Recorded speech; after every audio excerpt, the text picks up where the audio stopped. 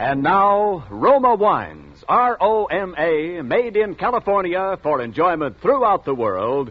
Roma Wines present Suspense.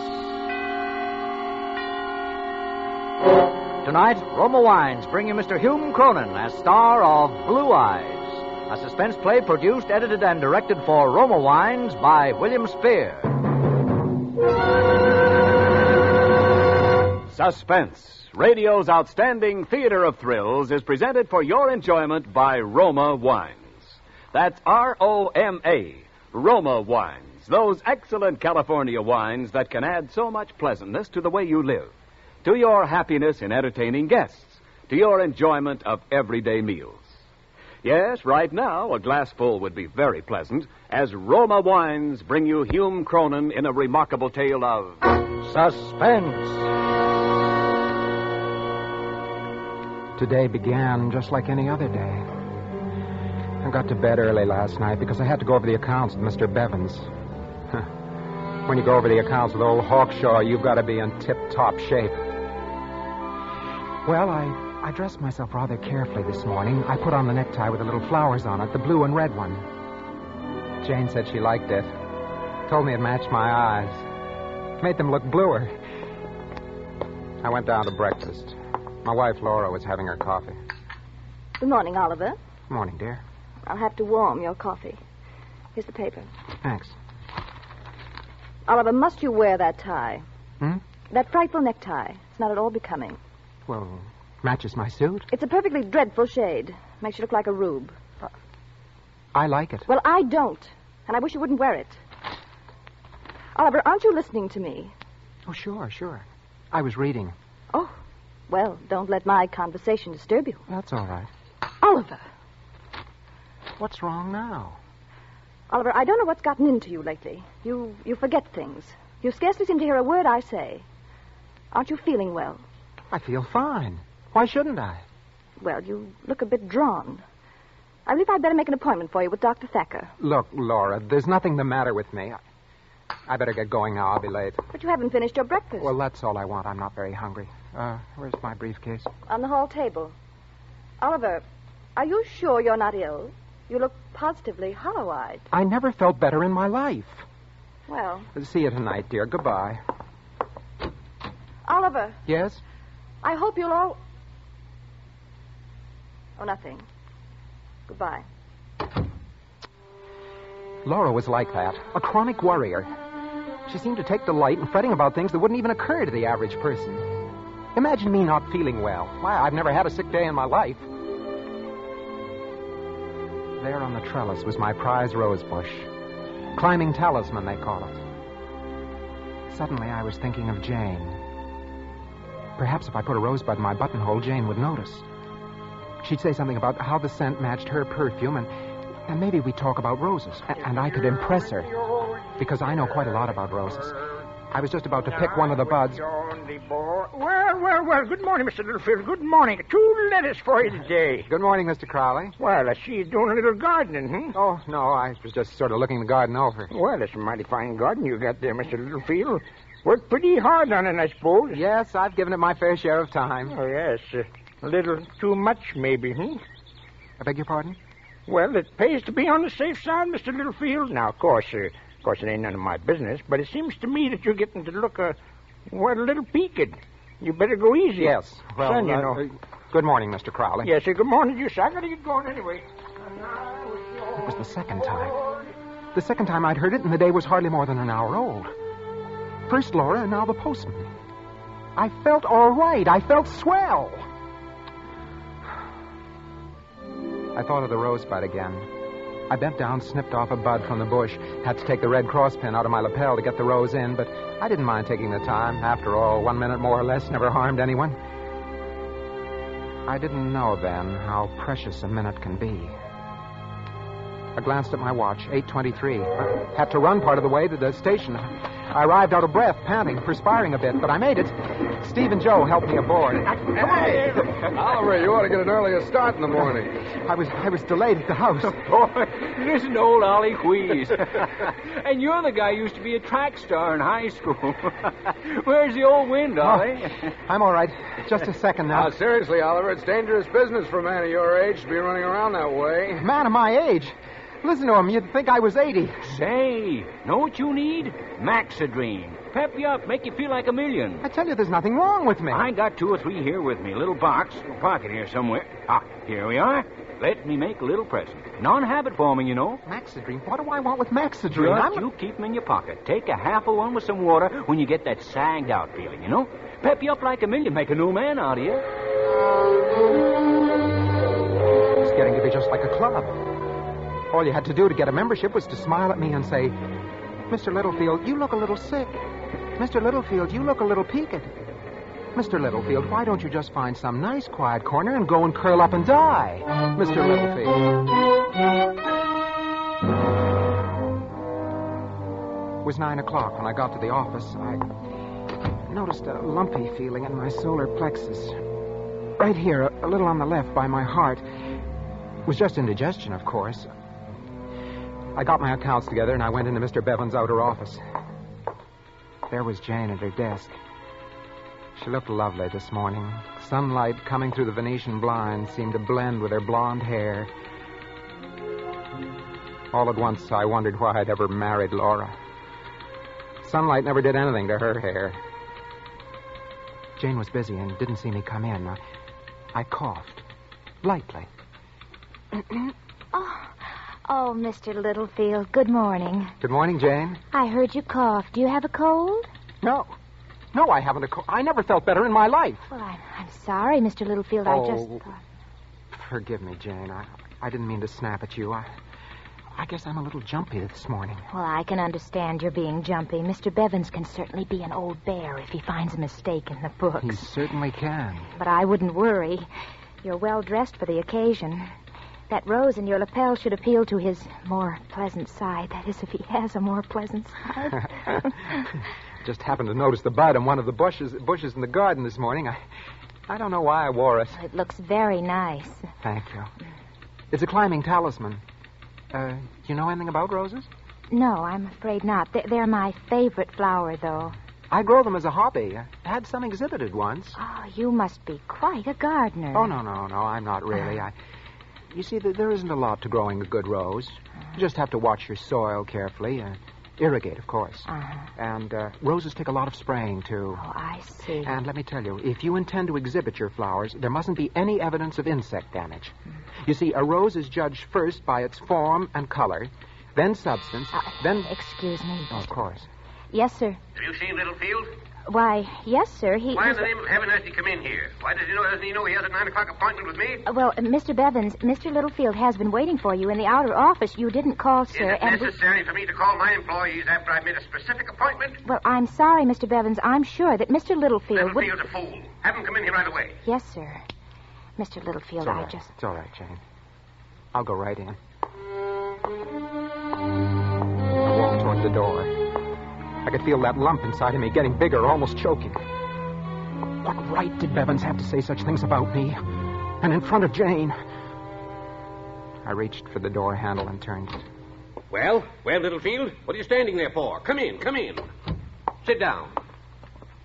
Littlefield, I believe you're aware of my sentiments regarding punctuality. I expect my employees to be on time. In fact, I demand that they do. Well, you see, Mr. Bevins... Never mind. We'll discuss the matter at a later date. Right now, I want to see the vouchers. Last month's. Yes, sir.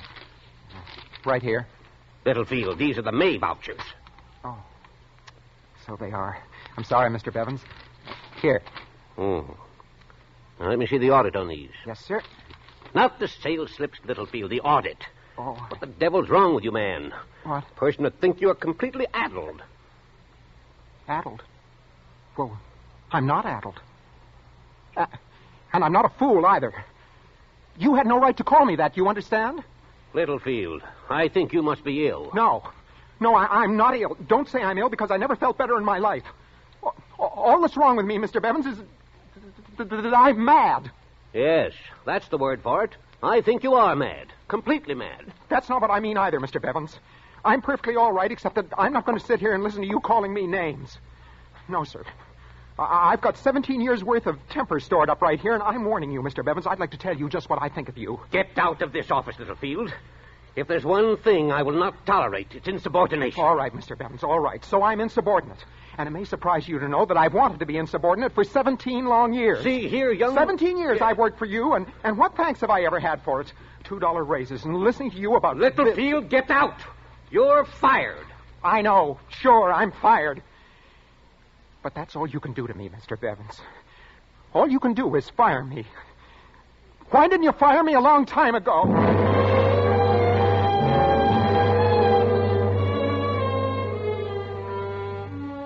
So there I was, out of a job. What was the next step? I couldn't go home in the middle of the day. Well, I could, but you don't know Laura. Never would have been able to explain it to her. She wouldn't have understood. She never understood anything. With her, it was payday, the bridge club, a new hat for Easter. Everything suburban, everything in a rut, always in a rut. Oh, I went back and sat in my office to think. After a little while, I got up and went to the water cooler, pulled my handkerchief out to wipe off my hands, and something fell out of my pocket. It was that little pill box.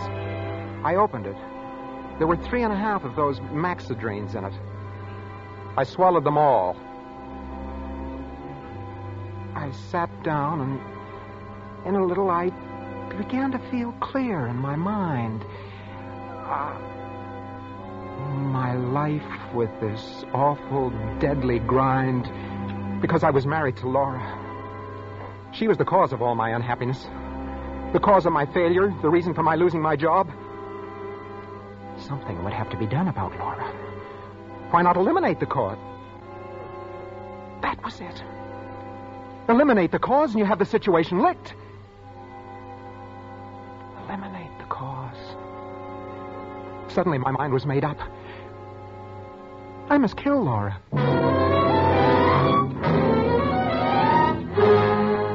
For Suspense, Roma Wines are bringing you Hume Cronin in Blue Eyes by Charles Smith and Louis Reed.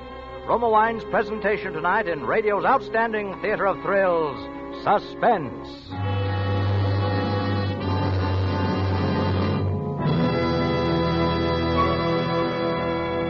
Between the acts of Suspense, this is Ken Niles for Roma Wines. Every great artist creates many fine paintings, but there is usually one picture in which the artist's talents combine magnificently to produce a masterpiece. It is frequently so with wines. Long famed for the excellence of Roma wines, Roma, America's greatest vintner, has created a limited bottling of outstanding character, Grand Estate wines, each a masterpiece of fine winemaking. Yes, Grand Estate wines by Roma possess all the qualities of wine greatness: brilliant clarity, full fragrance, and soft, rich taste. For Roma vintners, with infinite patience and age-old skill, have captured, from choicest grapes, the ultimate in wine goodness. That is why discriminating wine users everywhere recognize Grand Estate wines as the crowning achievement of vintner skill. Tomorrow, enjoy the delightful experience awaiting you in Grand Estate California wines. For gracious hospitality before dinner, serve your guests Grand Estate medium sherry. For smart afternoon or evening entertaining, delight everyone with Grand Estate Ruby Port or Golden Muscatel. Remember the name, Grand Estate Wines by Roma, each a taste masterpiece. And now, Roma Wines bring back to our Hollywood soundstage Hume Cronin, who, as Oliver Littlefield in Blue Eyes, continues a narrative well calculated to keep you in suspense.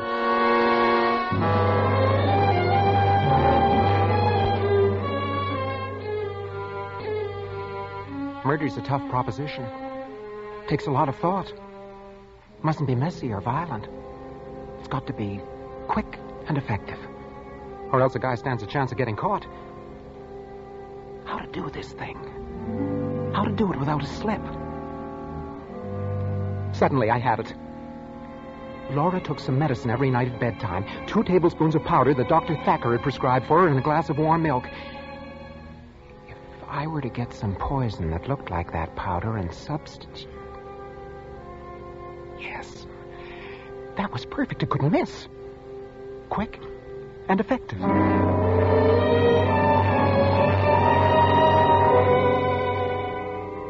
3 o'clock. I walked up the steps of the public library and went in. Yes, sir. Can I help you? I'd like to see some books on, Yes. I just wanted to look over something on roses. Oh, that's horticulture, section 5, just across the aisle. Oh, yes. Horticulture, of course. Thank you. I took a book from the shelf, thumbed a few pages, and then finally decided to risk a quick glance in the direction of the librarian, see if she was still watching me. The desk was empty. She'd left it. Then I saw where she was, at the other end of the library, stacking books in a handcar. Here was my chance. I could slip across to the science alcove without her seeing.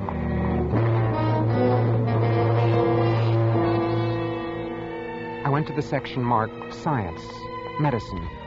Looked in the card index file under P. Pharmacology. Here it is. Pharmacology and Therapeutics by Walter A. Bastido, Ph.D., M.D. Someday I'm going to look up those initials and find out what they mean. I found the book. The index said, look under hydrocyanate acid and cyanate. And there it was. Cyanate, used as intensifier in photographic development. 2.5 grains of this cyanate is reckoned to be a lethal dose.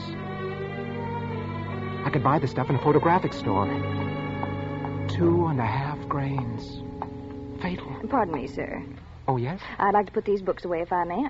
Oh, you're the gentleman who was looking for books on roses. Yes, I was. Well, I'm afraid you're in the wrong department, sir. I told you a moment ago you'll find everything on roses. Oh, it was clumsy of me. I'm terribly sorry, sir. Oh, it's all right. It's my fault. I was in the way. Oh, you dropped your book. Here. Thank you. What? This isn't a book on roses at all. It's pharmacology. Oh, well, what do you know about that? I must have picked up the wrong book somewhere. Yes, you must have. She stared at me as I put the book back on the shelf. I turned and walked away. I could feel her eyes following me through the door. I was conscious of that lump under my heart again. It felt heavy and hard like a rock. And there was a dryness in my throat, too. I swallowed a few times to get rid of it. At 4th and Sutter, there's a photographic supply place. Good afternoon, sir. Good afternoon. I'd like some cyanate, please. Oh, how much do you want, sir? Oh, enough to treat some negatives with. Quite a few negatives. Yeah, about 2 pounds? Yes, I think that'll be fine. Well, I'll wait for you. What kind of camera have you been using? What? Oh, I have a Brownie camera. Brownie, eh? Yeah. A lot of people are going back to them since the war. You can take good pictures with a box camera if you use it right. You know what they say. It's not the camera, but the man behind the camera that makes the picture. Yes. What size negative do you shoot with it? Negatives? Well, as far as negatives go, I 2 1/4 by 3 1/4, probably. That's what most brownies take. Yes, that's the size. I wasn't going to be able to keep this up much longer. I was bound to make a slip sooner or later. Couldn't say I was in a hurry. He might get suspicious. A man buying poison shouldn't ever be in a hurry. Why was he taking so long? I could feel perspiration on my forehead, cold and damp. The room began to look lopsided. Everything seemed to be swaying. Grip the counter with both hands. Grip it tightly. Now smile. Yeah. Here you are, sir. That'd be 57 cents. Yes, here. Thank you. Hey, just a minute. Hey, mister. Hey. I heard him shout after me, but I kept right on walking, faster. So a photographic studio was just like a drugstore after all. If you bought poison, you had to sign for it. Well, I wasn't going to. No, sir, I wasn't going to. I ducked around the corner. Hey, mister. Hey, officer, you see a fellow just come out of here? What fella? Gray suit, blue tie, rose in the buttonhole. No. Well, he's gone. Now, what do you make of that? The guy gives me a 20 instead of a 1 and disappears. Well, I can do business like that all day long. I won't forget that, gent. No, sir.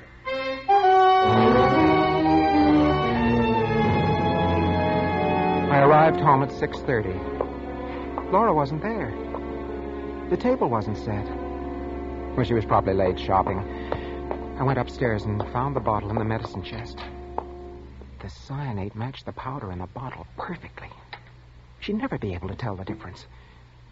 I poured half the bottle's contents into the sink, marked with my finger the level of the medicine, and then refilled the bottle with cyanate up to the mark and shook it so as to mix it thoroughly. I emptied the rest of the poison in the sink, and I let the water run for a minute. There. It was done. Everything accomplished. And very neatly, too. All I had to do now was wait. I glanced at the bedroom door. It was closed. All the doors on the second floor were closed. That's another thing. That's another thing I hated about Laura. So precise about her housekeeping, everything in its place, even to closing doors when a room wasn't in use. I went back downstairs and I tried to light a cigarette. My hands were beginning to shake. Nerves again. I took a book from the table by the sofa, tried to read. Then I realized what I was reading. Funny, I should have picked up that book. Memory album of Oliver and Laura Littlefield. And a dance program tied in pink ribbon. Homecoming dance, Indiana University, 1928.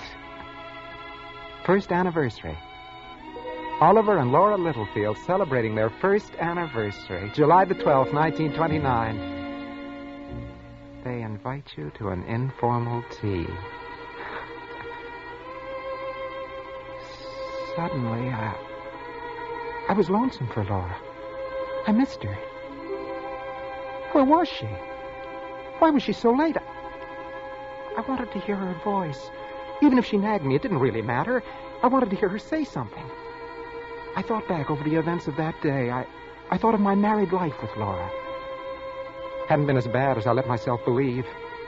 Hadn't been bad at all. Laura loved me. She did. She did love me, and I loved her. I must have been crazy to even think of killing her. What would I ever do without her? I leaped to my feet and I ran up the stairs to the medicine chest. I poured the cyanate down the drain, all of it. Washed out the sink with my hand to be sure that the last bit of the poison was gone. After that, I was calmer again. I guess I'd come to my senses. I thought of the blue tie I was wearing. The one Laura didn't like. I changed that before dinner. I opened the door of the bedroom and... Then I saw her, sprawled on the bed, her face distorted in pain. I went to the bed and I shook her. Laura! Laura! She didn't move. She was cold, terribly cold.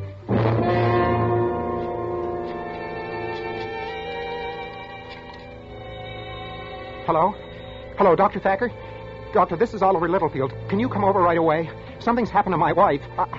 I think she's dead.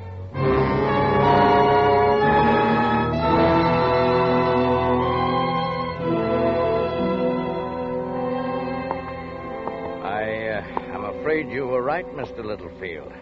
This glass she drank from, it's poison. But why? Why? I'm afraid, sir, it looks like suicide. Suicide? She wouldn't do that. She had no reason. She had a reason, Mr. Littlefield. Your wife was dying of an incurable disease. But that's not true. She would have told me. She wanted to keep it from you. Those were her wishes. I'm sorry, Mr. Littlefield. Without saying anything more, he left the room. I sat there staring at Laura. My mind was a blank. I don't know how long it was until Dr. Thacker came back. Mr. Littlefield. What is it? This bottle. Huh? Well, that's the medicine you prescribed for my wife. I think not. Of course it is. Why, what are you talking about? I didn't prescribe cyanide. Well, It seems that I may be obliged to revise my diagnosis of your wife's death. I don't understand. Oh, really, Mr. Littlefield, isn't it quite obvious? Your wife's death was caused by a lethal dosage of cyanide. Her medicine bottle was filled with cyanate. The odor is still there. Yes, but I can explain that. You see, there wasn't a bit of it left. I threw it all away. She must have bought some herself. I hardly think she'd fill her medicine bottle with poison if she intended to commit suicide. Now, wait a minute. You've got to listen to me. I didn't do it. I didn't do it, if that's what you're thinking. Dr. Thacker, you've known me for a long time. You can take my word for it. Hello, operator. Get me the police. You see, it started with that blue tie. It made my eyes look bluer. Everybody told me I was sick. I started to feel sick. Yes, that's right. This is an emergency. Then the Rosebud and Mr. Bevins and the Maxidrine. I didn't know what I was doing for a while. Hello, this is Dr. Thacker. Doctor. You'd better send someone to 6931 Doctor, Claiborne right away. You know, people can drive you out of your mind if they keep saying the same thing to you over and over again. I beg pardon? You've got to listen. You've got to listen. It was the blue tie. Laura started it. She said I was hollow-eyed. No, it looks like homicide.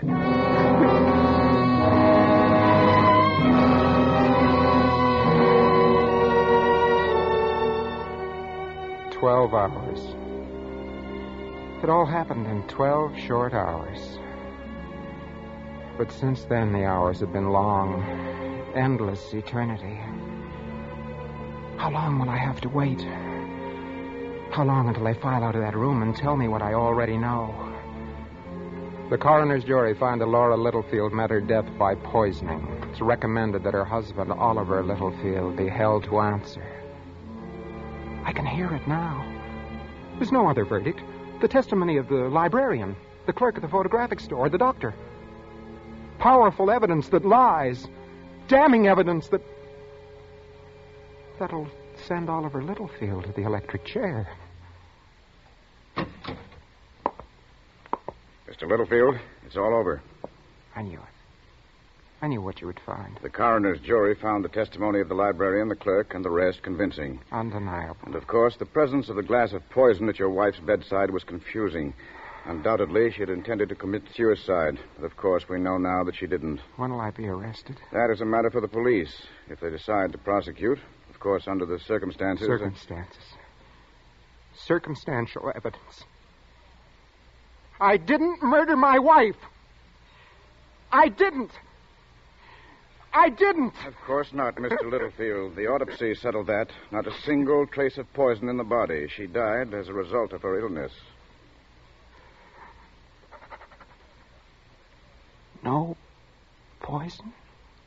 No poison, and lucky for you, Mr. Littlefield. Because if she'd committed suicide as she planned, just how would you have been able to prove your innocence, Mr. Littlefield? Just exactly how?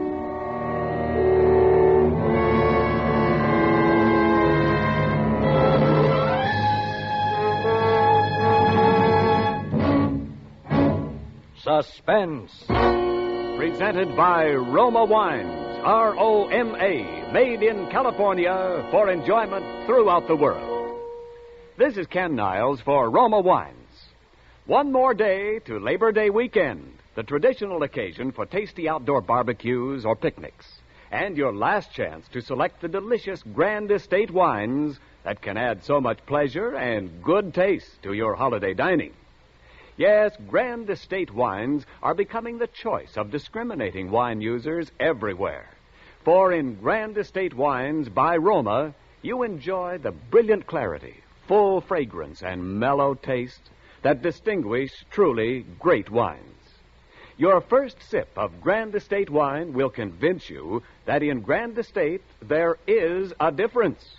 A difference born of choicest grapes and the patient, priceless skill of Roma, America's greatest vintner. So this weekend, enjoy the magnificent taste harmony of Grand Estate California Burgundy and juicy charcoal broiled steaks or grilled hamburgers. Or bring out the full flavor of chicken with glorious Grand Estate California Sauterne. Remember the name Grand Estate Wines by Roma, crowning achievement of vintner skill. Hume Cronin appeared through the courtesy of Metro-Goldwyn-Mayer, producers of the Technicolor musical Holiday in Mexico. Next Thursday, same time, Roma Wines will bring you Mr. Robert Young as star of Suspense, radio's outstanding theater of thrills. Produced by William Spear for the Roma Wine Company of Fresno, California.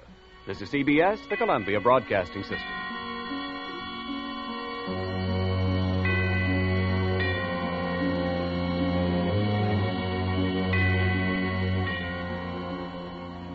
And now, Roma Wines, R-O-M-A, made in California for enjoyment throughout the world. Roma Wines present Suspense. Tonight, Roma Wines bring you Mr. Robert Young as star of You'll Never See Me Again, a suspense play produced, edited, and directed for Roma Wines by William Spear. Suspense, radio's outstanding theater of thrills, is presented for your enjoyment by Roma Wines. That's R-O-M-A, Roma Wines. Those excellent California wines that can add so much pleasantness to the way you live, to your happiness in entertaining guests, to your enjoyment of everyday meals. Yes, right now, a glassful would be very pleasant as Roma Wines bring you Robert Young in a remarkable tale of Suspense. Oh, you're walking out on me. What does it look like to you? Like you're walking out on me? Got everything you need? Well, at least I'm glad you're showing your true colors. I'd rather have found it out now than later. Didn't take you long, did it, baby? If you're looking for your coat, it's in here. Thanks. Need any money? I don't need anything from you, including your wedding ring. Here. And you know what you can do with it. Sure, hock it. Well, pick a nice, quiet hotel. I don't have to pick a hotel. I'm no orphan. When you get good and sick of it, come on back, and maybe I'll still be here. You'll still be here. You'll never see me again as long as you live. You'll never see me again as long as you live.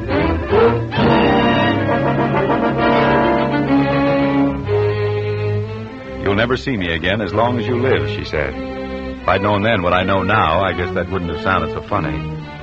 All right, maybe I'm not the easiest guy in the world to get along with, but it's perfectly natural for a couple to have at least one good fight after they've been married nearly 3 months.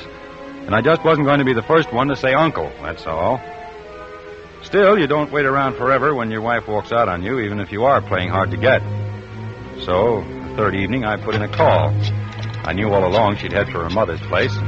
Anyway, she'd practically told me where she was going when she left. Hello?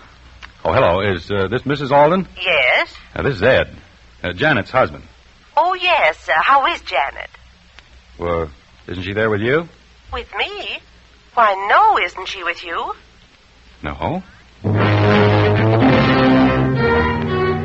That was all I needed to hear. I grabbed my hat and headed for the bus station. That was the only way she could have possibly gone to her mother's place at that time of night, by bus. First, I wanted to find out if there was anybody who could positively identify her as having left. The guy at the ticket office wasn't very bright. To West Hampton? Yeah. Well, it seems like I remember somebody like that, but... Well, it would have been Monday night, just about this time. West Hampton, Monday night, eh? Well, maybe. I couldn't be sure, though. Never mind. Give me a ticket. Where to? Where do you think? West Hampton.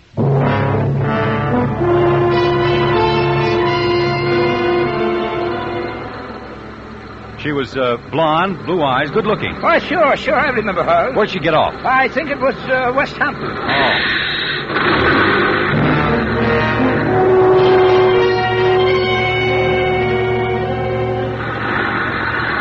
Well, good night.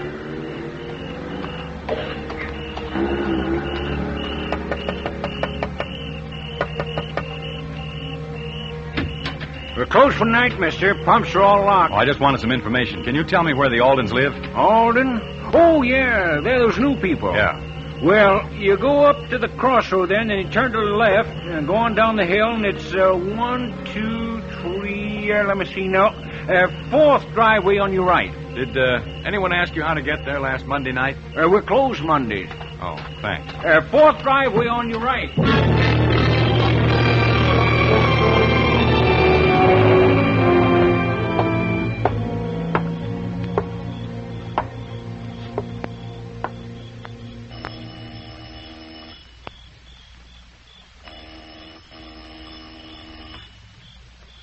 Must be someone lost their way.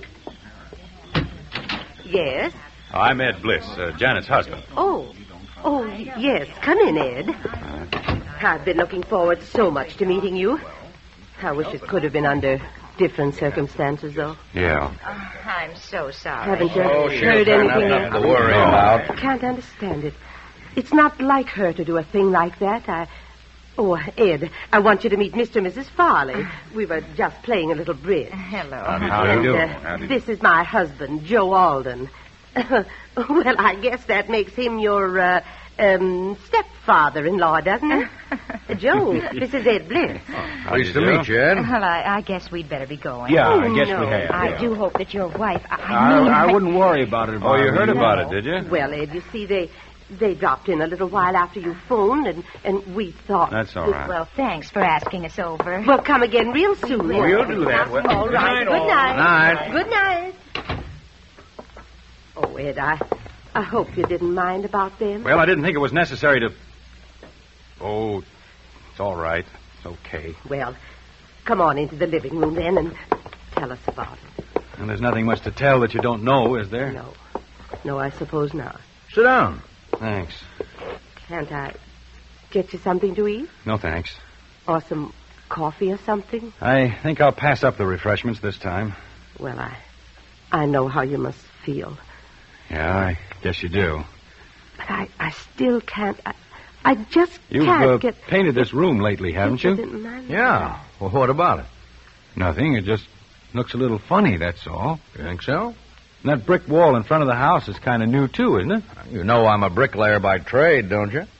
Well, now that you mention it. Joe, how can you talk about... Well... You, better go on upstairs, Laura. She's taking it pretty hard. Yeah. You seem to be bearing up all right, though. You haven't lost any sleep over it yet yourself, have you? I'm not her husband. This isn't getting us anywhere. What was that?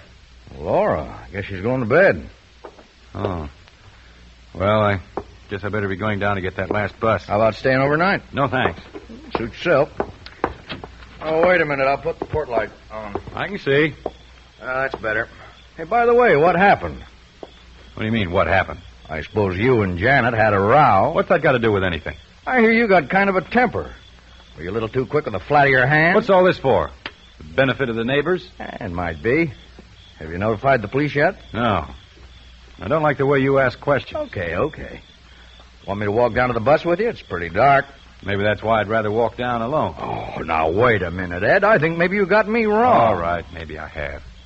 Say goodnight to Mrs. Alden for me. Yeah. Let's hear from you. Don't worry. You'll hear from me, all right.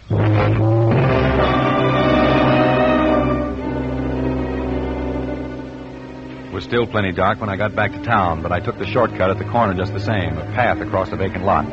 Between the lot and my house, there's a hedge. I was just going through it when I stopped cold. There was a light on in my house, only it wasn't a regular light. It was the beam of a flashlight moving past the living room window. That could only mean one thing. Cops. Of course, it was Joe Alden that tipped them off.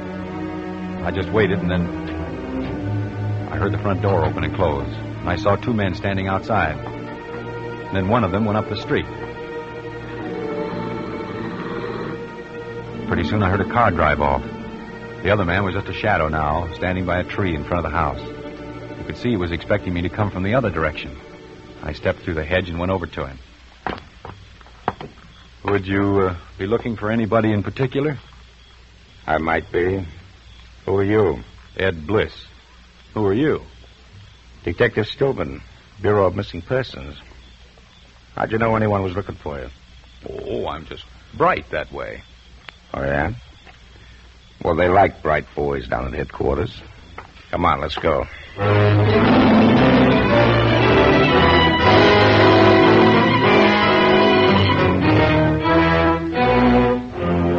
For Suspense, Roma Wines are bringing you Robert Young in You'll Never See Me Again by Cornell Woolrich. Roma Wines' presentation tonight in radio's outstanding theater of thrills, Suspense.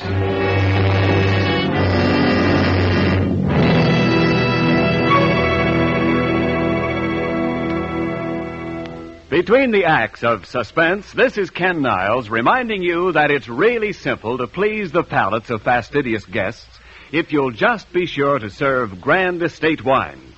For Grand Estate wines presented by Roma afford you the ultimate in wine excellence. Discriminating wine users know this and regard your offering of Grand Estate wines as a flattering gesture to their good taste. For in Grand Estate wines, particular guests find the brilliant clarity, full fragrance, and mellow taste that distinguish truly outstanding wines. You see, Roma created this limited bottling of magnificent Grand Estate wines especially to please those who know fine wines. With choicest grapes, infinite patience, necessary time, and age-old skill, Roma master vintners endowed each Grand Estate wine with fine qualities of wine greatness. So the host, who possesses all 5 Grand Estate California wines, is sure of pleasing all tastes at all times.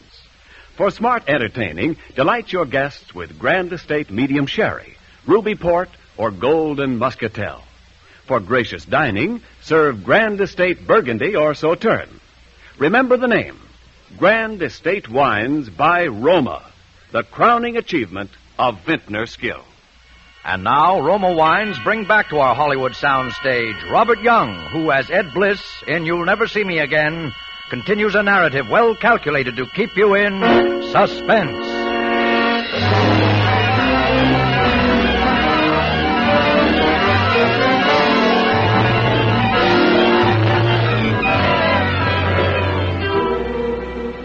He stood there in the shadows watching my face, Detective Stillman of the Bureau of Missing Persons. I'd been expecting this to happen sooner or later, but now that it had, I was stunned for a moment. He said it again. Well, come on, bright boy. They're expecting us at headquarters. Wait a minute. I want to talk to you. I'm in a jam. Oh, you're telling me. Well, not the way you think. Will you come inside with me? I've been inside. Say, what kind of a furnace do you have in your cellar, Bliss? An oil burner. The kind that turns on automatic with an electric cut-in? That's right. Why, is there a fuse blown? How'd you know there was a fuse blown? Was that why you were searching my house with a flashlight? Or was it because you didn't have a warrant? You really are a bright boy, aren't you? Well, come on, we're going down Listen, ahead. I don't want to have any arguments. I want help, and I want it bad. Will you give me a break? What kind of a break? Oh, this is no place to talk. Will you come inside? All right, okay, but you better talk fast and talk good. Don't worry. The fuse box is right here. Flash your light, please. I always keep a couple of fuses on top of it. Oh, there we are. Let's go in the front room. After you. Okay. Now, what do you want to talk about? Don't you understand? She's my wife. I'm scared. Then why did you run out? Why didn't you telephone the police? Because at first I thought it was just one of those things. And anyway, I knew where she'd gone, back to her mother's. Now, how'd you know that? Because I went down after her. Because all kinds of people saw her. Bus drivers, ticket sellers. Only when I got there, she wasn't there. How much life insurance do you carry on her, Bliss? $25,000. Oh, that's quite a lot for a $75 a week architect, isn't it? No, her mother paid for it, a wedding present. For heaven's sake, what do you think I did? Buried her in the cellar or something? No, we know you didn't do that. We looked. Oh, cut it out, will you? I love her. We've only been married 3 months. Well, what do you want me to do? Oh, give me a break. Listen, if you take me down to headquarters now, it may be hours. It'll be hours, all right. And in the meantime, if there's still a chance... But there's got to be. She's somewhere, and she's in danger. I know it. Yeah, how? I tell you, I followed her down to her mother's place in West Hampton. There's a guy at the station who remembers selling her a ticket. The bus driver remembers her getting off there. And then she just disappeared. Then what? I went down to her mother's house. They hadn't seen her, but there's something funny about it. There's something funny about her mother and that stepfather. There's something funny about the house. And about that room. What room? That living room of theirs. Listen, you've got to let me help you find her. You've got to go down there to West Hampton with me. Because I've got a hunch somehow that I'm the only one who can find her. All right, Bliss. All right. I don't know why, but I'd believe you. You do? And you'll go? Yes, and I shouldn't believe you either because... Because what? What was your wife wearing when she ran out on you on Monday night? What was she wearing? Yeah, sure. You must remember what she was wearing. Well, she's wearing a gray flannel suit, skirt and jacket, you know, a pink silk shirtwaist, patent leather high-heeled shoes, one of those crazy little hats. Any baggage? Yeah, a little tan suitcase. You sure of that? Sure. Well, that's why I shouldn't believe it. Why not? Because when you find somebody's clothes around, you usually start looking for the body right nearby. Well, what do you mean? Well, they weren't burned up because that fuse had blown. But we found every one of those things in the furnace down in your cellar About 20 minutes ago.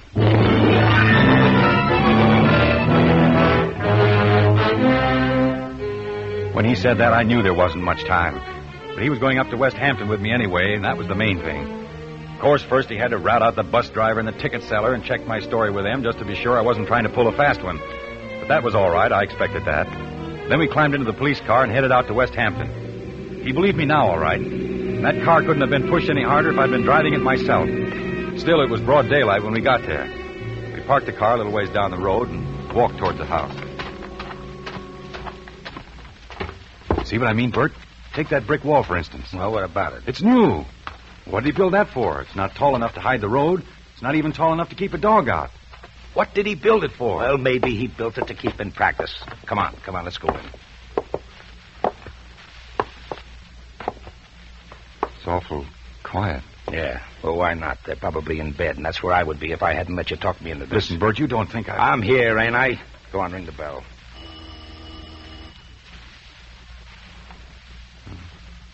No answer. Well, keep trying.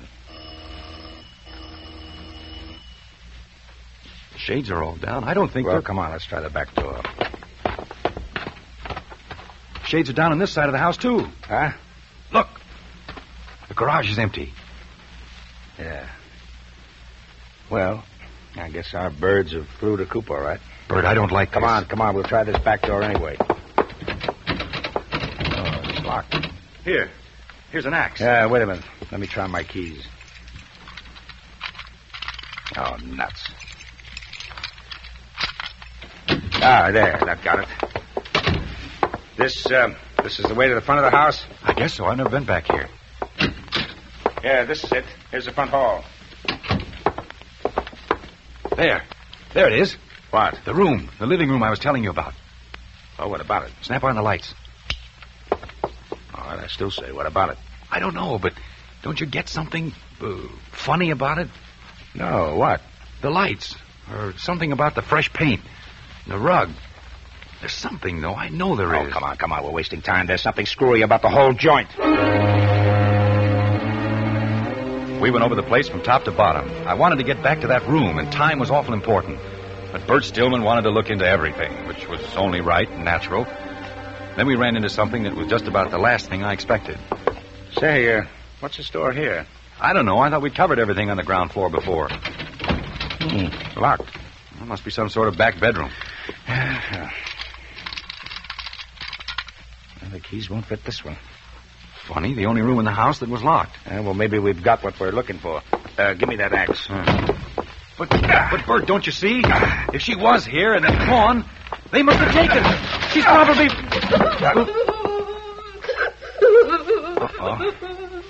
Oh, who's she? Mrs. Alden. Your wife's mother? Yeah. Say, where's your daughter? Oh, please. Come on, where is she? I don't know. Was she here? Yes. Where's she now? I don't know. Did she leave with your husband? I don't know. Why didn't you tell me she was here the other night? Joe told me not to. She was here. And the next morning, Joe told me she'd left. And this morning, he left to go. What did you lock yourself up in here for? I knew when Joe left this morning that something terrible. And when you came, I was frightened. Come on. Where? Why don't you get it? For some reason, the stepfather's put the snatch on her. We've got to put a call through to headquarters and get the highway patrols on the watch for him. Well, what about her? Oh, she comes along. No, please. Come on. Bert. Yes? There's something wrong about this. You bet your life there is. No, I mean, why would he do it? What motive would he have? Let me worry about the motive. You worry about your wife. And it's got some connection with what's wrong about that room, whatever it is. Will you forget about the room? We've got to get I going. want to look at it just once more. Listen. Do you want your wife back or don't you? There's no time to stand... Bert. I've got it. Got what? It's lopsided. Don't you see? It's not on a square. How do you know? I'm an architect. Look, the lights aren't in the middle of the ceiling. The windows aren't in the middle of the wall. Well, so what? The design of the rug is wrong. It's cut off too close to that wall. Bert. What? That wall. That's why the room has just been repainted. It's why I built the brick wall in front of the house. I don't get it. One wall of this room is a dummy. Built out in front of the real one. That's why the room looks lopsided. That's why I built the brick fence, to get bricks without arousing suspicion. Which wall? That one. And, Bert, it must be hollow. Give me that axe. You don't think that the janitor... Bert, give it to me. Get back. Get back. You heard me. Get back. Mrs. Holden. Did Joe... Is Janet... Answer me. Answer me. He couldn't have done a thing like that.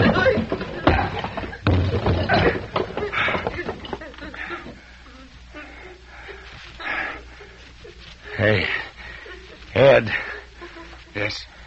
Didn't you say your wife was young? 23. Well, then you can look. This is an older woman. Do you... Oh, you know her? No. Well, there's your motive. Yeah. But who could it be? I don't know. Well, she must know, the mother. She can't even talk. Say, Ed. Ed, you would know if she was the mother, wouldn't you? Of course I... What? No, I wouldn't. I never saw Janet's mother until I came here to the house Monday night. Oh. Mrs. Alden. Mrs. Alden, answer me. I'm not Mrs. Alden. That's Mrs. Alden.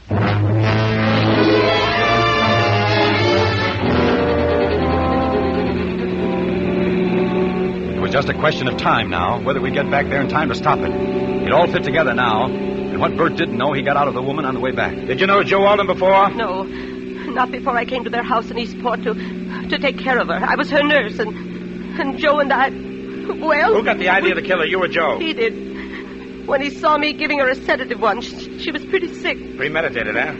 Why did you do it? Money, of course. She kept a lot of bonds around the house. That's what Joe wanted. Is that why you moved from Eastport to West Hampton? Yes. Nobody knew us in West Hampton. We moved in at night. They thought there was only the two of us. They thought I was the real Mrs. Alden. When did he do it? About a week after we got there. One night. By morning, she was where you found her.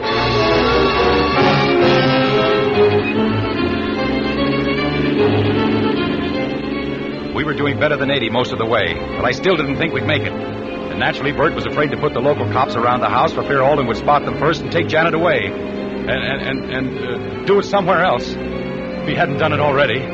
Because Bert had the picture cold now. Janet had come to the West Hampton house and found her mother was missing before Alden had been able to make his getaway. So Alden had to kill Janet, too. He knew where he was taking her because of the clothes in the furnace of my house.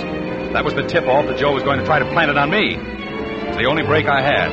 At least I knew where to look if I could get there in time. At the outskirts of town, we picked up a police escort. And Bert made them lay off when we got near the house. We drove up the side street and parked a little ways off. We walked up to the house. There was a car in front of it. That Alden's car? Yes. All right. Now, you're coming in with this lady, but the first sound out of you, and I'll shoot, and I mean that. I know. Got your keys, Ed? Yeah. Yeah, quiet. Look, there's a light. That's the door to the cellar. Come on. Listen. He's digging. The lights have gone out. He must have heard us. Put on your flashlight. Come on, let's go. There he is. Ed, why you? Oh. Hey. Hey. Ed, you shouldn't have done that. He killed my wife, didn't he? Switch on the light. Where is she? Maybe it isn't too late. There she is. She's dead. Yeah, chloroform. You smell it? Come on, get that cloth off her face. It's too late, can't you see? Yeah, I'm afraid, Ed. Say, wait a minute. What are you doing carrying a gun, Ed? Well, I got a permit. Anyway, what's the use of asking questions like that now? Look, she's moving. What? She's alive. Here, come on, Ed. Give me a hand, quick. Ed. Here, Ed. Come on, help me. Hey, Ed, where are you going? Put up your hands, Ed. Okay. They're up. Ed, you could at least have done it yourself instead of hiring a murderer.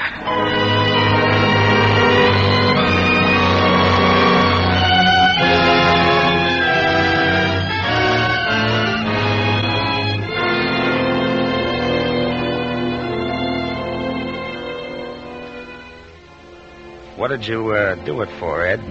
The money? What do you think? For fun? Go ahead. Talk. Anything to make you happy. Would have been perfect if Alden had killed her when he first got her in the cellar like I told him to. Maybe he had a sneaking idea I was going to double-cross him. He was stalling until the last minute. I don't know. Anyway, it won't do him much good where he is. What'd you have on him, Ed? The mother, his wife. I'd been up there before, alone. I knew he'd killed his wife because I'd seen a picture that Janet had of the real wife. I spotted the room right away.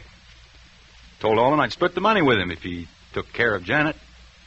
And if he didn't? Go on. I knew I could pick a fight with Janet, and I knew she'd run up to her mother's. And I went up there to make it look good. After I left, Alden was to call the cops like he did. You take me down here to headquarters, and while you were giving me the old third degree, Alden was supposed to plant the body in the cellar. That way I was in the clear, because you know I couldn't have done it while I was down here talking to you. You know she hadn't been there before because you'd looked. That's why I planted the clothes in the furnace. Remember? So you would look. I had an alibi. Nobody had a thing on Alden, unless I squawked. He had to take that chance. Yeah, looked pretty good there for a while, didn't it? Yeah. Your wife's outside. Want to say anything to her? Huh? Oh, just tell her I said, you'll never see me again.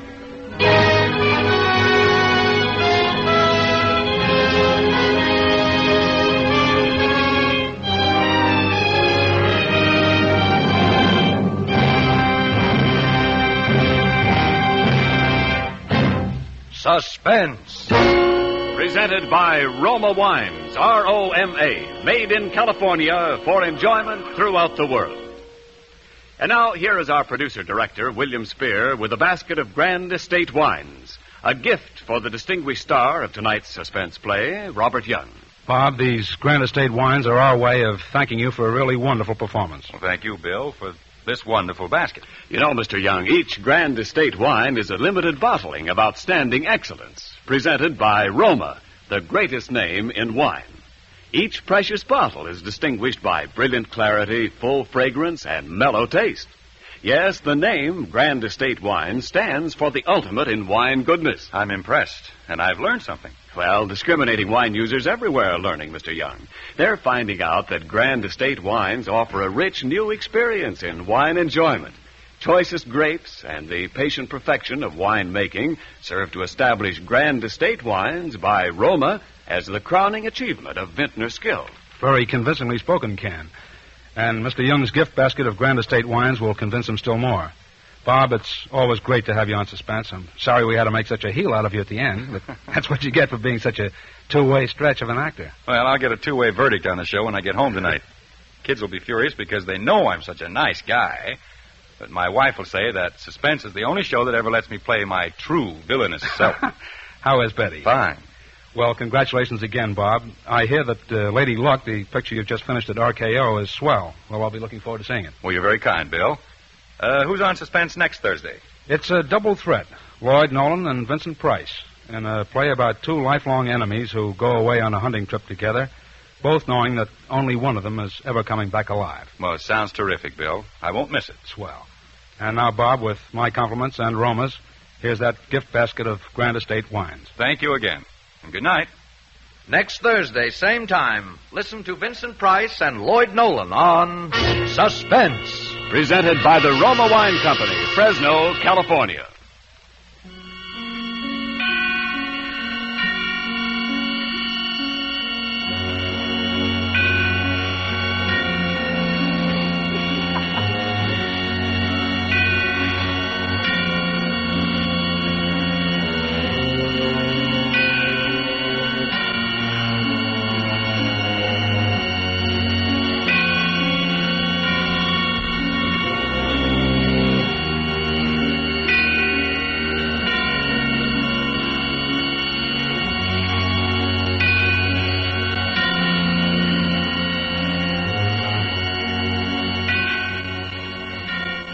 This is CBS, the Columbia Broadcasting System.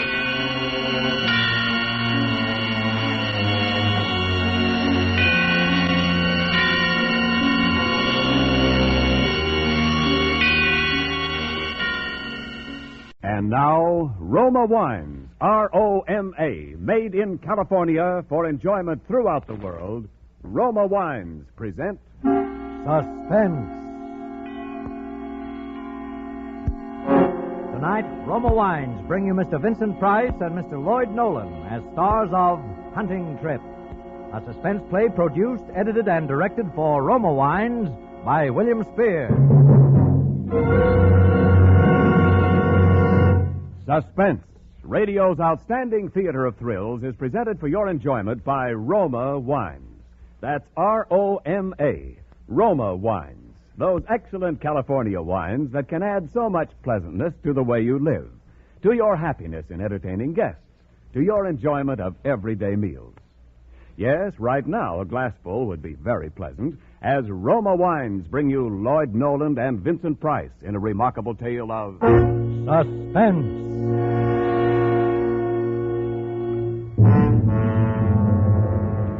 It began with just a little hunting trip for the two of us, Eric and me. I hadn't seen Eric for several months, since before Karen died, in fact. When I bumped into him at the club, he suggested that we run up to his cabin in the mountains for a few days, grab a bit of fresh air and relaxation, see if we couldn't bag ourselves a moose or a deer. And yet, almost at the outset, I had an uncanny feeling about that trip.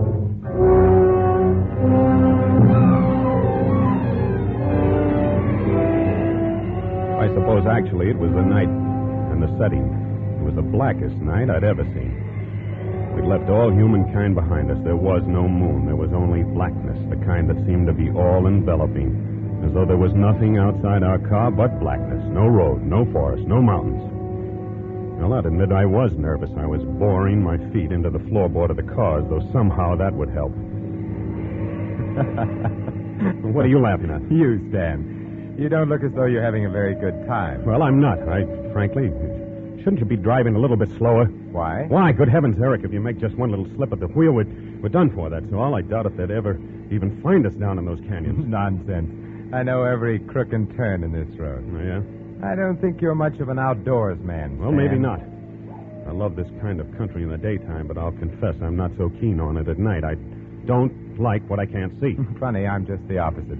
There's a challenge in the darkness that stimulates my senses. It's exhilarating. It stirs my imagination. Well, sure, I suppose it would. But I'm not equipped to grapple with the mysteries of the universe. Stan, you're much too modest. You always were. You've gotten out of life pretty much what you wanted, haven't you? Well, yes, I suppose so. And then don't always be belittling yourself. It's an effective technique, Stan, but I'm on to you. You're as clever as the next fellow, in your own way.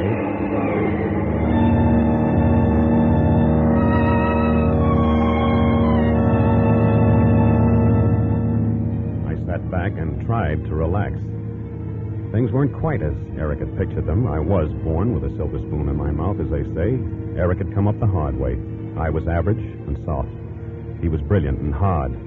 We'd known each other a long time, going to school together, being in love with the same girl, Karen. When I married her, he was my best man, and yet I didn't pretend to understand him. He was still pretty much of a stranger to me. I glanced over his way. He actually seemed to be enjoying himself. It crossed my mind that he was rather enjoying seeing me in a bit of a lather, too.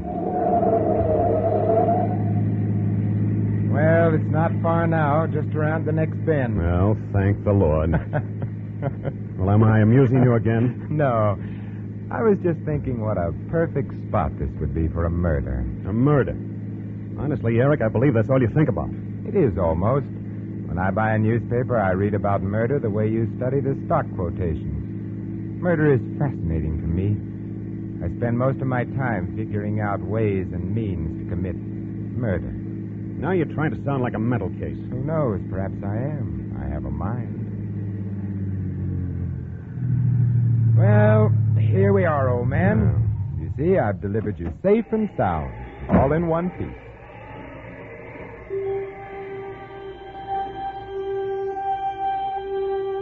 Eric's cabin was perched high on a rocky crag jutting out from the side of a mountain, with one wall flush against a sheer drop. In front, there was a steep path leading down to a lake. I could hear the lapping of the waves.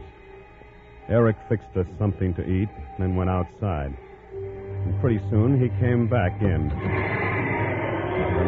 An armful of logs, as face was red and healthy. I don't think you like my place, Stan. Huh? Oh, yes, I do, honestly. I'm just tired, I guess. Well, we'll turn in directly. Oh, thanks. Cigarette? Yes, thanks. I believe I will. I like it here.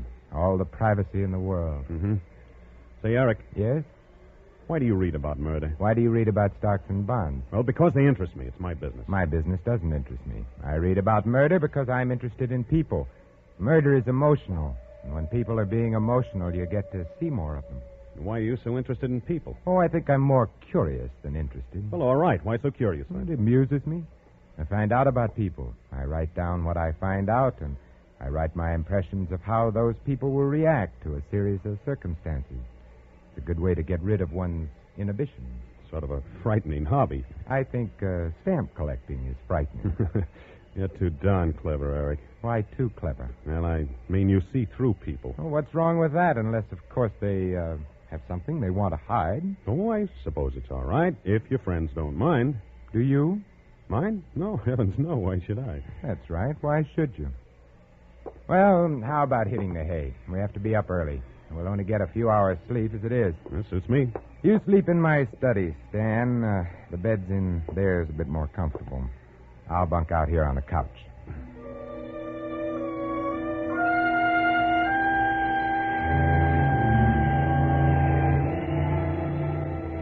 I had undressed and gotten into bed and was reaching over to put out the light on Eric's desk when my eyes fell on a stack of typewritten sheets. I wondered if they were the notes Eric had been speaking about. It was a strange mumbo-jumbo he'd written there, phrases he liked, single sentences describing people he'd met. There were a few clippings pasted on sheets of white paper, clippings describing murders, by strangulation, by pistol, by drowning, by poison. A full sheet was devoted to Karen. I hadn't realized how much he'd cared for her. His analysis was very kind, almost maudlin. He spoke of his shock at hearing of her suicide.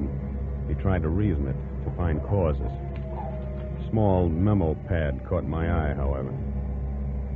And on the last page, I saw my name carefully printed. I read it eagerly. I read Eric's arguments for not hating me because I had married Karen. I read Eric's cold analysis of my character. Not exactly flattering, but it was pretty accurate. And at the bottom of the page, newly written by the looks of it, and in Eric's own careful hand, I read 4 ways to commit murder. By strangulation, by pistol bullet, by drowning, by poison.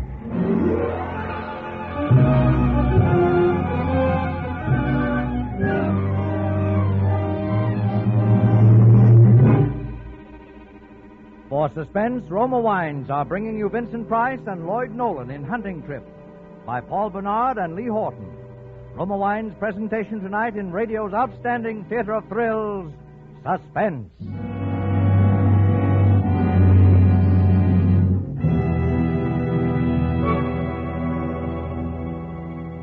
Between the acts of Suspense, this is Ken Niles for Grand Estate Wines. Last night, a friend who entertains frequently told me how much he likes Grand Estate wines, those wines of outstanding excellence presented by Roma, America's greatest vintner. Here's what he said. Recently, Ken, I served Grand Estate wine to some very particular guests, people who really know wine. Their sincere praise for that wonderful fragrance and taste was certainly flattering to me as a host. Grand Estate wines are outstanding. Yes, to bring you this limited bottling of Grand Estate wines, Roma selected only the choicest, juice-laden grapes from California's finest vineyards. Then, at Roma's famed wineries, unmatched in winemaking resources, Grand Estate wines are patiently, skillfully guided to perfection. Necessary time and the age-old skill of Roma master vintners endow each Grand Estate wine with brilliant clarity, full fragrance, and mellow taste. So, whatever the occasion, you're sure to please all tastes with Grand Estate California wines. Medium sherry, ruby port, and golden muscatel for delightful entertaining. Grand Estate Burgundy and Sauterne for gracious dining. Remember the name, Grand Estate Wines by Roma, the crowning achievement of vintner skill. And now, Roma Wines bring back to our Hollywood soundstage Lloyd Nolan as Stan and Vincent Price as Eric in Hunting Trip, a tale well calculated to keep you in suspense.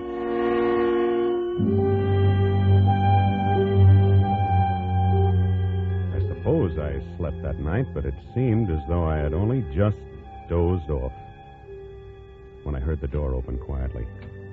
I opened one eye cautiously. It was still gray in the room, so I know I hadn't slept long. I was about to open both eyes to save Eric the trouble of waking me when I thought, he hasn't come to wake me. My mind threw two words at me. By strangulation. Before I had the chance to move, I felt his hands carefully on my throat. Don't! Why, Stan, what's the matter? I thought for a minute that... Yes? I guess I must have been dreaming. Nightmare. You grabbed hold of my hands like you thought I was going to strangle you. Oh, did I? What's the matter? Have you got a guilty conscience? Yeah. Yeah, I guess I have. What did you want, Eric? Time to get up. Oh, already? Yeah, that's right. I've got good news, too. I just spotted a likely-looking buck right across the lake when I went down for water. Oh, good. Well, I'll get breakfast going. As soon as you're ready. Yeah, be right with you. Now, there's no rush. Take your time. Nice to have you here. Well, maybe it was the way that he'd said that, as though he'd really meant it. For a minute, I was convinced that I'd let my imagination run away with me. And as for putting his hand on my throat, that was an accident. He'd been groping for my shoulder. And then the next minute, I was asking myself, was it an accident, though? Suppose I'd really been asleep. Suppose I hadn't grabbed his hands. I still didn't know what to think. Well, I dressed, and we sat down to breakfast. Oh, pass me your cup, will you, Stan? I'll give you some coffee. There you are. Thanks. Sugar coming up. No sugar for me, thanks. Well, Stan, when are you going to confess? What do you mean, confess? Or shall I drag it out of you? What are you driving at? Oh, come now. You're not going to play the adolescent schoolboy with me. I swear, I don't... I'm referring to the lovely young woman you've been seen dining with and taking to the theater. Oh, you mean Marcia? Is that her name? Yes. Well, go on. Where did you meet her? How? When? Is she wealthy? Is she as beautiful as they say she is? Come on. Let's have the sordid details. No, Eric, you're barking up the wrong tree. Am I? Oh, I'll admit I've taken her out occasionally, but nothing like that. Marcia. Do I know her? No, I don't believe you do. Isn't her last name Jenkins? Yes. Oh, of course I know her. That is, I met her. Well, don't you remember? You introduced me to her yourself. Oh, did I? Yes, don't you remember? I ran into you at Silver's. You were buying perfume, and she was helping you select it. For Karen. Remember? Oh, yes. Now that you recall it. More coffee? Yeah, no sugar. Well, when we got to the lake, we bailed out the boat, loaded it, and pushed it out into the fog. It was still half light when we reached the other side, so we sat in the boat and lighted cigarettes, waited for the sun to come up. We'd been sitting there, just smoking, not saying anything, when he suddenly turned to me and said... You say that she'd been ill? Karen. Yes, she'd been ill for some time, Eric. So she killed herself? Yeah. There was an inquest, of course. Well, yes, of course. Why do you ask? Look at that sun. Did you ever see such color?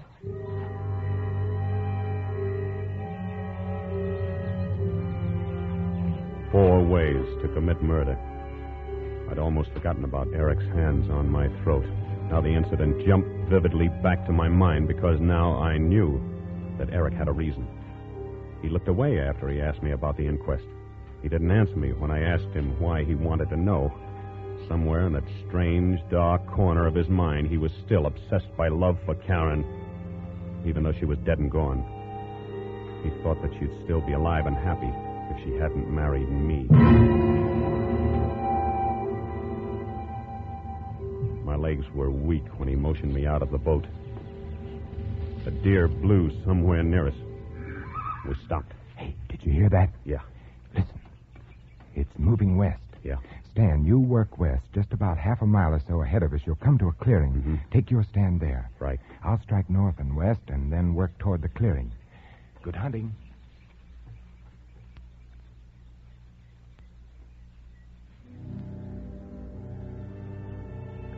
This is it, then, I thought. He'll hide somewhere along the way to the clearing and shoot me in the back. Now that I knew what to expect, I felt somewhat relieved. At least I'd be ready for him.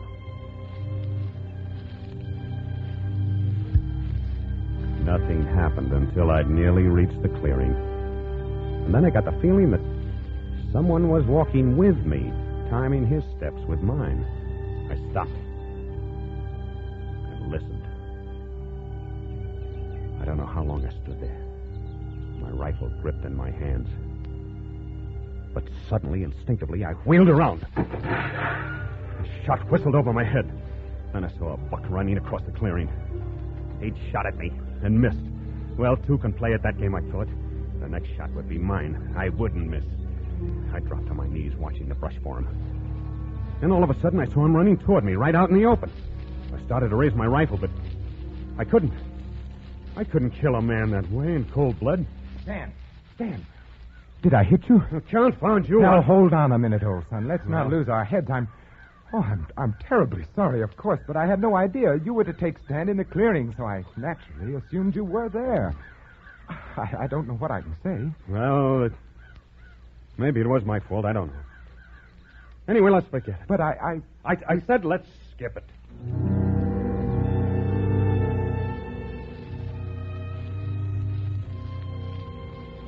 I stuck close to Eric after that. I gave no more opportunity for a shooting accident. It was dusk when we headed back toward the cabin. We didn't get our buck, not that I cared, and I'm sure Eric didn't. He was after different game. Then I saw a boat on the beach. By drowning.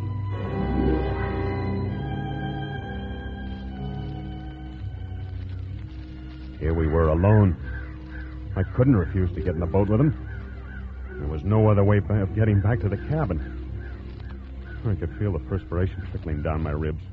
I stumbled in the underbrush. Easy now. Hey, it's too bad we didn't bag that fella. What? That buck. Better luck tomorrow, maybe. Yeah, better luck tomorrow. You seem preoccupied, Stan. Do I? Yes, I have the ghastly feeling that I'm failing you as a host. I don't think you're having a very good time. I think this is a marvelous country, Eric. You've exercised phenomenal restraint, old son. What do you mean? About expressing your admiration for it. I'd never have suspected that you liked it so much.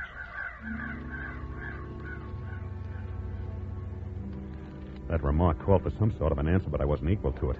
Fortunately, I was spared the necessity. We reached the lake in the boat. Then we tossed our guns into it. Eric started to push out to the shore.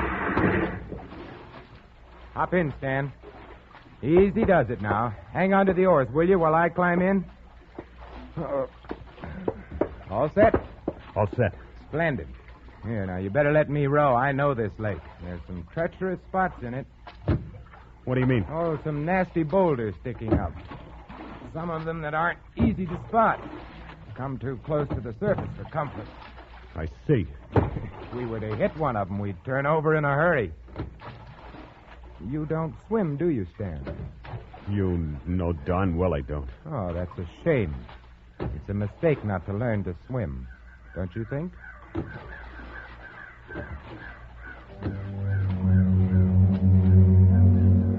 What happened after that was a nightmare. He rode. I sat there, paralyzed. I couldn't move. I couldn't think. I knew I should do something, but what? I stared at the water till I was blind, looking for rocks. Eric's face was a blur. He just smiled, rode and talked. His voice sounded hollow, unreal. You're shaking, Stan. Is something wrong? This lake's plenty deep. Lots of fish in it, too. Maybe we can do a little fishing.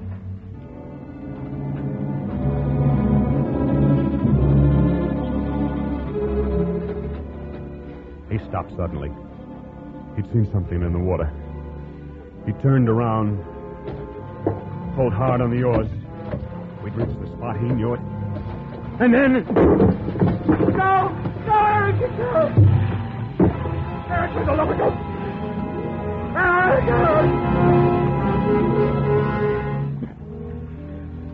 When I came up, Eric was there in the water near me. He didn't speak. He just grinned. And then I saw his face above mine, grinning. I saw him raise his face to strike me, and that's the last I remember.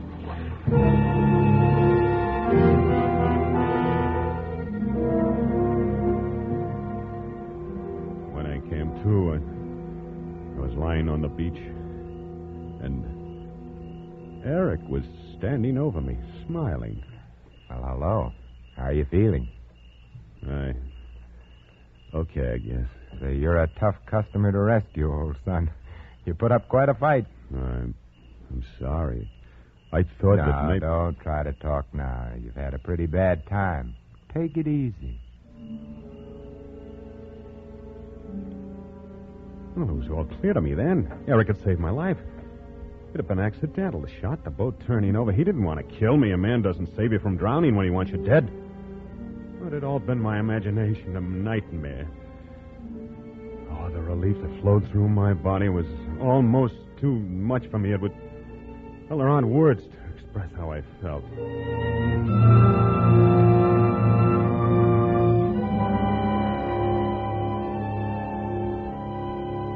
A little later, Eric helped me up to my cabin, and I stretched out on the couch. Eric went to the kitchen to fix hot coffee and soup. He brought the coffee in first, pulled up the coffee table close to me, and poured us each out a cupful. There you are. Get some of that into you, and you'll feel different. Oh, thanks. I'll be back in a second. Soup coming right up. Hey, Stan, do you like to cook? Huh? I said, do you like to cook? You know, I do. I like to try different concoctions. Oh, not me. I'd starve to death if I had to cook for myself. Oh, man. This coffee hits the spot. Yeah, I can use a little of that, too. It sure does warm the innards, doesn't it? Mm-hmm. I got a little chilled. Nothing like a cup of coffee, I always say. That's what I always say, too, Stan. Why did I say something funny? Am I amusing you again? Immensely. Yeah? In fact, Stan, I think that's probably the funniest thing you ever said. Mm-hmm.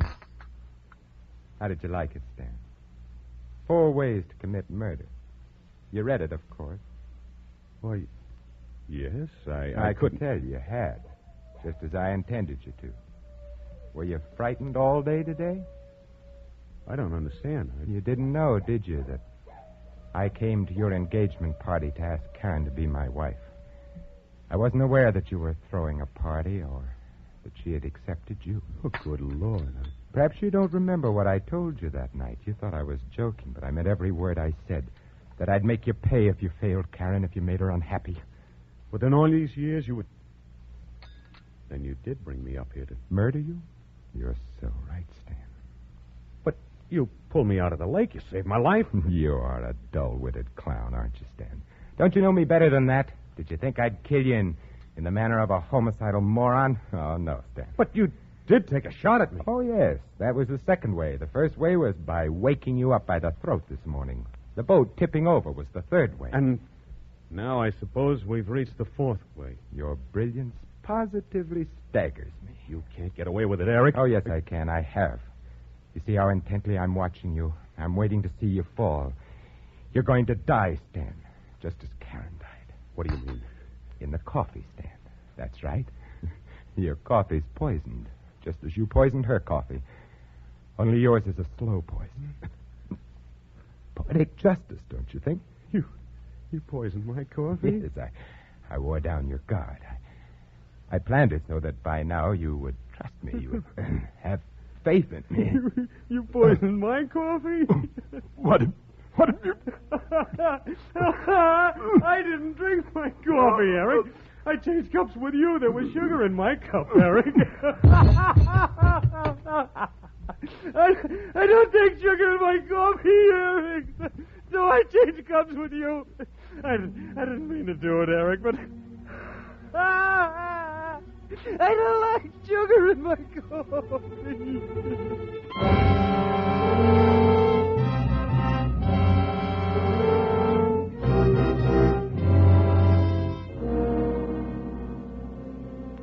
you see, I didn't kill Eric, really. He killed himself accidentally, but I wish he had killed me. He had a good reason to, because somehow he knew about Karen, about how I killed Karen, by putting poison in her coffee that morning. And I watched her die, the same way that I watched Eric die. I'm tired now. I don't want to talk anymore. You do whatever you want with me.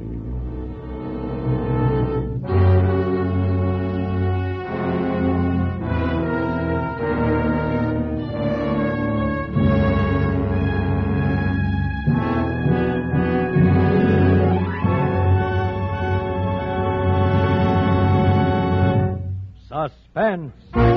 Presented by Roma Wines, R-O-M-A, made in California for enjoyment throughout the world. And now, our two distinguished stars, Lloyd Nolan and Vincent Price, are returning for a curtain call with William Spear, our producer-director of Suspense. Mr. Spear is carrying 2 large gift baskets of Grand Estate California wines. Lloyd and Vincent and Lloyd, that's just to keep the billing straight.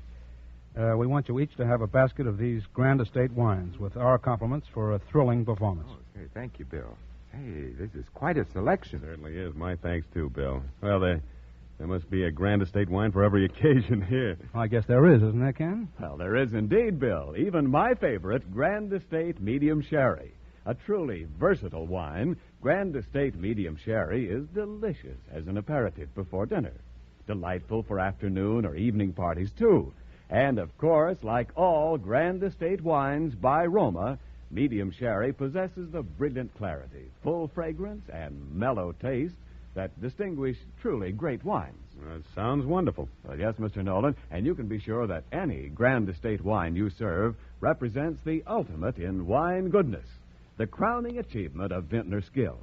That's why Grand Estate wines presented by Roma, the greatest name in wine, are the choice of discriminating wine users everywhere. Well put, Ken. Vincent, what's new and startling over on the 20th Century Fox lot? Well, they're pretty excited about Darryl Zanuck's film version of Mom's The Razor's Edge, which is just finished up shooting. And I guess the picture that they like best among the current releases is Claudia and David. You're on loan out just now, away from the home lot, aren't you, Vincent? That's right, Bill. And Lloyd is, too. Oh. Yes, or I will be in a couple of weeks. Right now I'm just loafing, grabbed a little fishing, took a hunting trip up north.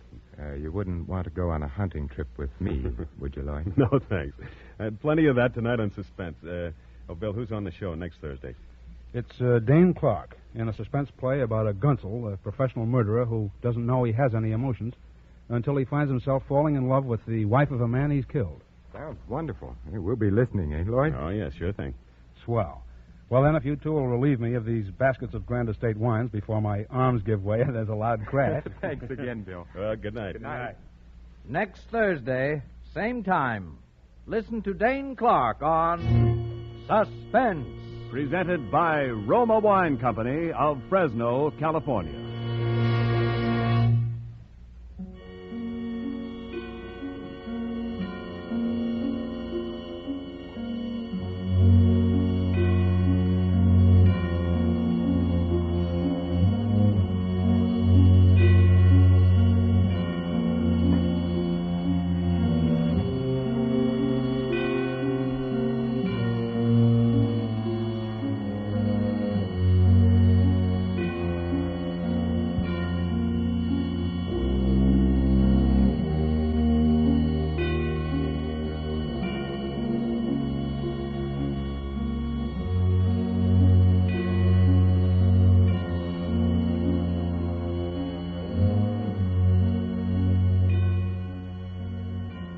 This is CBS, the Columbia Broadcasting System.